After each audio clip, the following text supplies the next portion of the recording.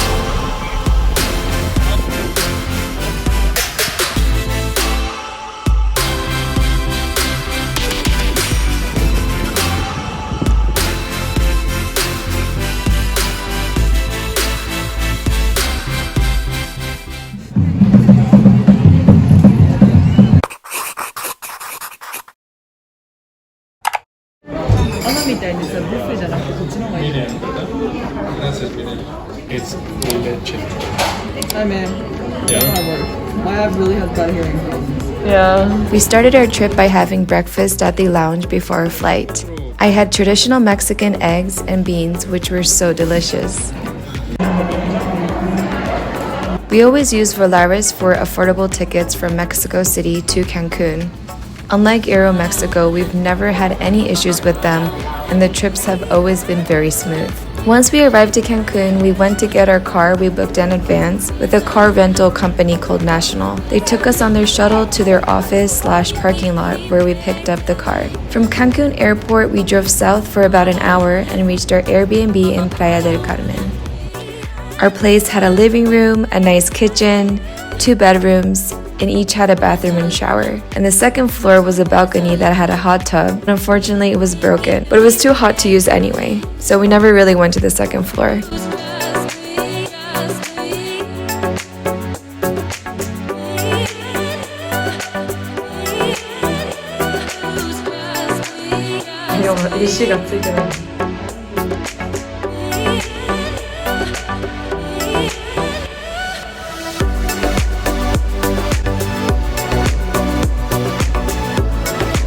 After we chilled a bit, we walked around the area and I found this amazing seafood restaurant, which was tucked in a hidden street about 15 minutes from the main area.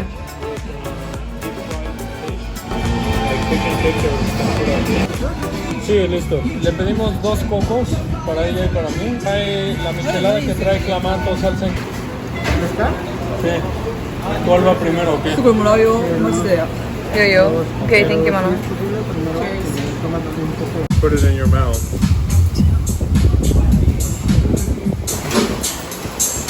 Gave you some crackers too.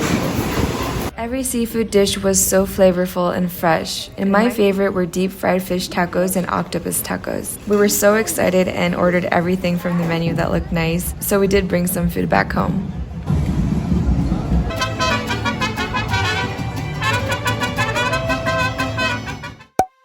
The next morning, my sister made us delicious breakfast. We had brought some groceries the day before, and she made us this beautiful sandwich with eggs. This is gonna be like... We walked along the beach to find a nice area, but we went during seaweed season, so the water was very dark and smelly. So instead of swimming, we decided to go to a bar and get some local craft beers, which was so good. It helped us a lot because we were walking so much on this really hot day. How much was the 3 tacos yesterday? This is 3 tacos for $6. At night, we went back to the supermarket, which was a few blocks from our Airbnb called Mega, and it was truly a mega-sized supermarket. This place has everything you need for a beach trip, from bathing suits, flip-flops, everything you find in a pharmacy. We got shampoo, conditioner, and sunscreen at this supermarket. They also have tons of variety of meat, fish, cheese, very fresh fruits and vegetables, and we love this place.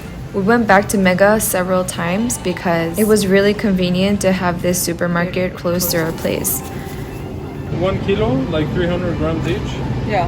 I don't need that much. I can't No, eat but that it's much. okay. Unos 700 gramos, 800 more than gramos más o that. menos.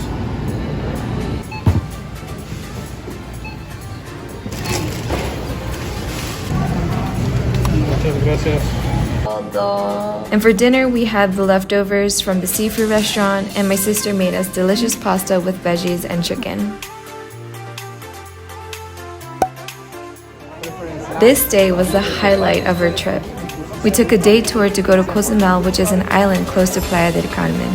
It's a 40-minute ferry ride, and our tourist meeting spot was directly at the island, so we got our own ferry tickets online, which is provided by two main companies.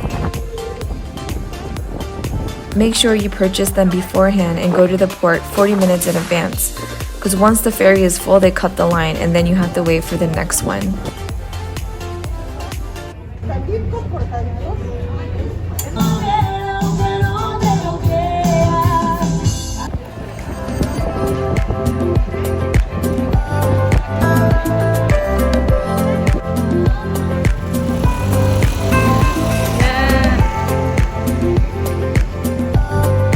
Once we met our tour guide, he drove us to the port where we got on another boat and we started our tour.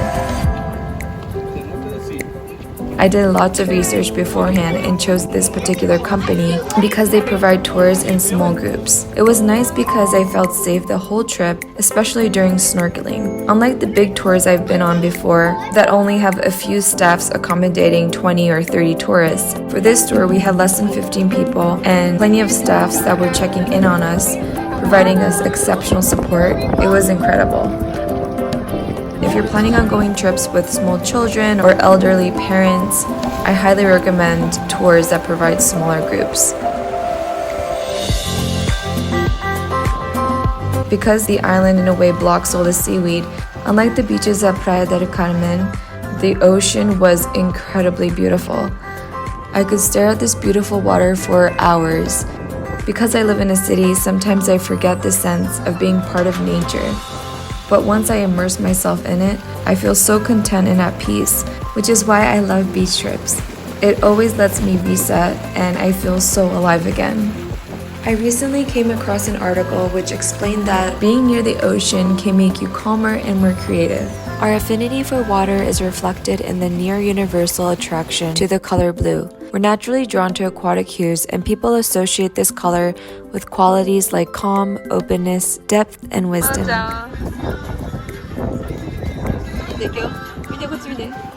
We're beginning to learn that our brains are hardwired to react positive to water, and that being near it can calm and connect us, increase innovation and insight, and even heal what's broken. We have a blue mind, and it's perfectly tailored to make us happy in all sorts of ways.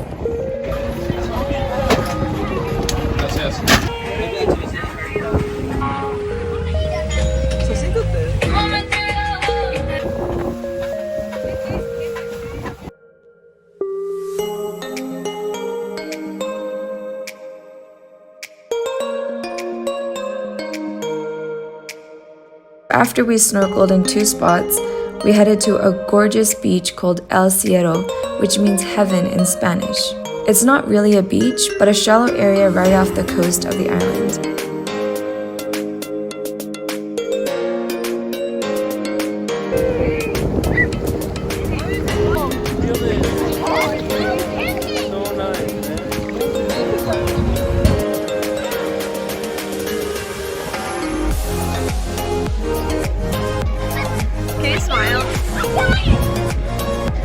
They gave us chips and guacamole, which was a lifesaver because we were so hungry at this point. I feel like a zombie.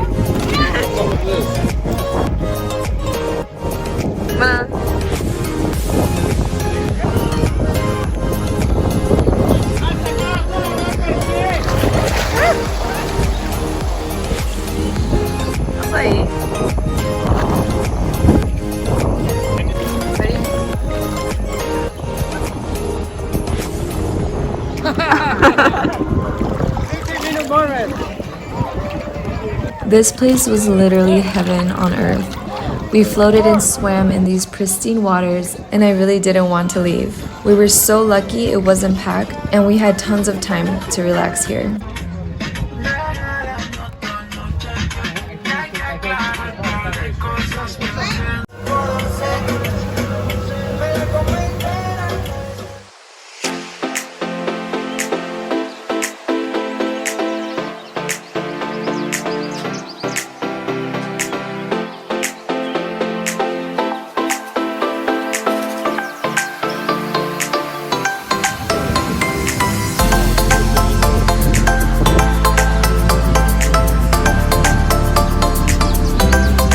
After the tour, everyone went straight back on the big ferry, but we decided to wander around the island for about an hour.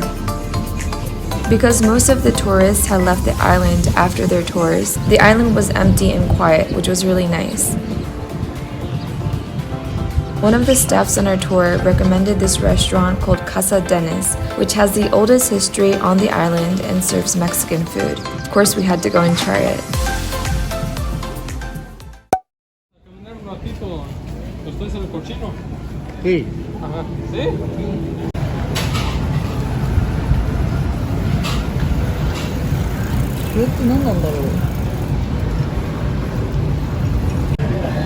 Apparently you're a tiger. ¿Sopita de lima qué digo yo?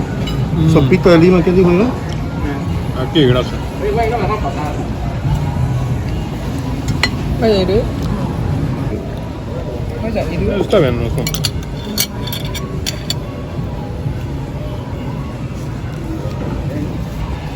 Maya, Iru. Maya. She doesn't. She no. It's right there. No, like, do you put it in here? If you want. Do you want rice, Maya? We went on this trip in August 2021 last year, and overall the weather was very nice. There was only one day out of the week that rained, but it was very sunny and hot every day. The tropical climate in Cozumel is quite predictable and easy to make plans year-round, without much of a temperature difference throughout the year. What travelers need to be careful is the rainy hurricane season. January to April is peak season. It is perfect weather-wise, but most tourist sites are packed. So if you prefer a chill atmosphere, you might want to avoid these months. May and October has the hottest and most rainy months of the year, but there's still plenty of sunshine. Usually it doesn't rain the entire day, so you can still enjoy the beach. And even if it does rain, you can go for snorkeling, diving, swimming in the cenotes, which we actually did on one of the days it rained, which you'll see later. The hurricane season does peak in September and October. There was a hurricane right before our trip, which was one of the reasons why the beaches at Playa del Carmen were full of seaweed and mud.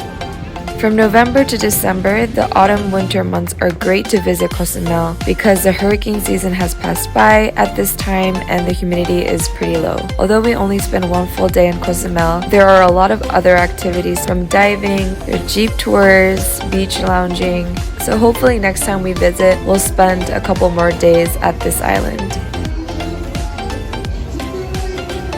At night, my sister and I walked through the main street, which they call Fifth Avenue, and we got some drinks. The main street for tourists in Playa del Carmen is the street called Fifth Avenue or Quinta Avenida. It's a 5-mile or 8-kilometer long pedestrian-only street that runs parallel to the coastline, and it has lots of restaurants, bars, and shops. On this trip, we didn't go to any of the restaurants because the quality is not great for the price you pay from my previous experience, but there are nice restaurants like the one we went that is not on this trip. For shops, you'll find international brands, fashion boutiques, and souvenir stalls that sell Mexican crafts. There's always something going on from morning till dawn on Fifth Avenue. You'll see people performing music, dances, or even performances with fire. And at night, it's very lively with loud music everywhere. It reminds me of a clean version of Khao San Road in Thailand without the street food stalls. There are also really nice rooftop bars in the area, which I highly recommend to have drinks and relax. On our last day at Playa del Carmen, it rained from early in the morning, so we decided to drive to a cenote called Cenote Azul, which means blue cenote. In Yucatan Peninsula were famous destinations including Mérida, Cancun, Playa del Carmen, and Tulum are located. It is said that there are 7,000 to 8,000 cenotes.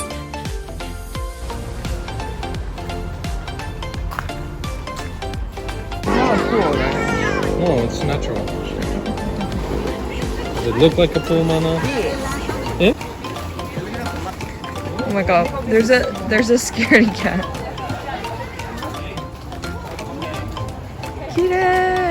Cenotes is a natural sinkhole or underground cave which contains permanent water fed by filtration of rain and currents of underground rivers, which explains why swimming in the cenotes feels so fresh and even healing. There are so many different types, and all of the 10 plus cenotes I've been to in Mexico were all completely different in terms of the size, depth, and color.